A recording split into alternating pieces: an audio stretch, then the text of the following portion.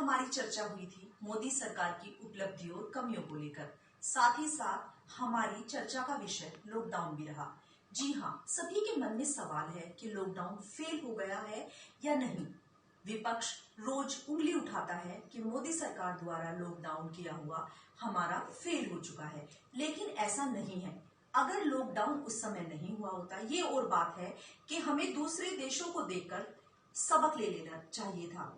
मोदी सरकार को या हमारे आला अधिकारियों को जब दूसरे देश इस महामारी से लड़ रहे थे, तब हमें ये सोच लेना चाहिए था कि ऐसी स्थिति हमारे देश में भी बन सकती है और यहाँ आने से पहले ही हमें अंतर्राष्ट्रीय फ्लाइट, बाहर आने जाने के सभी रास्तों पर रोक लगा देनी चाहिए थी। अगर ऐसा होता तो शायद इतना ज्यादा जैसे ये महामारी फैली है, इतना ज्यादा नहीं फैलता। लेकिन देर आई दुरुस्त आई। जो भी है, अब कोई भी हो, सरकार है, सरकार में बैठे व्यक्ति हो, आला अधिकारी हो, है तो सब इंसान ही, सोचते तो सब सही है। अगर हमने उस टाइम लॉकडाउन नहीं लगाया होता तो शायद आज जैसे हम इस बीमारी से लड़ने के लिए मन से तैयार हैं, मन से मजबूत हैं और साथ ही साथ हम एहतियात भी ले रहे हैं, हल्दी का दूध पी रहे हैं, तुलसी के पत्ते खा रहे हैं, अपनी इम्यून पावर को स्ट्रॉन्ग करने के लिए तरह तरह के तरीके अपना रहे हैं, तो वो शायद तब नहीं हुआ होता।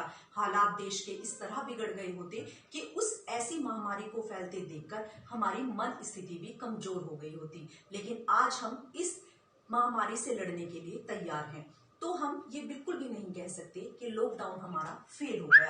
अब लॉकडाउन भी एक समय सीमा तक ही लगाया जा सकता है।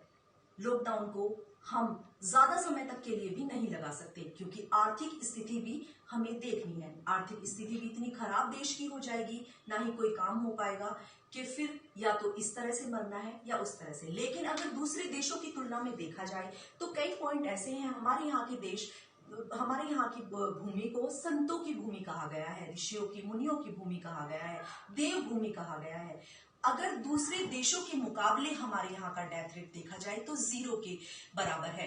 और साथ ही साथ ईश्वर की दया समझ लीजिए, और ईश्वर की कृपा से और सभी के साथ से हम इस महामारी से जीत पाएंगे, हम इस महामारी से लड़ पाएंगे। एक दिन जरूर जीतेगा इंडिया। नमस्कार, अगले कुछ इन्हीं चर्चाओं के साथ मैं आपके सामने फिर से प्रस्तुत होंगी। तब तक के लिए नमस्कार।